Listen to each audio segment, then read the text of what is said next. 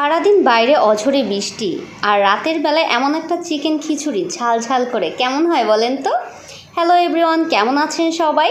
আশা করি সবাই খুব ভালো আছেন। হ্যাঁ, এটাই আমার সাথে ঘটেছে। তখন রাত 10টা বাজে। আমার হাজব্যান্ড ফোন দিয়ে বলল তার চিকেন খিচুড়ি খেতে ইচ্ছে করছে। সে যেহেতু আবদার করেছে তো এটা তো রাখতেই হয়। এ কারণে আমি তড়িঘড়ি করে চলে গেলাম রান্নাঘরে।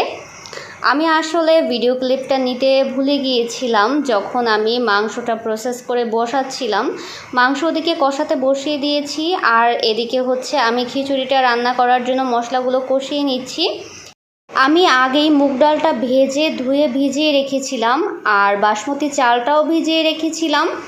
এর সাথে আমি দিয়ে দিয়েছি মুসুর ডাল। আমি এখানে 2 রকমের ডাল ইউজ করেছি।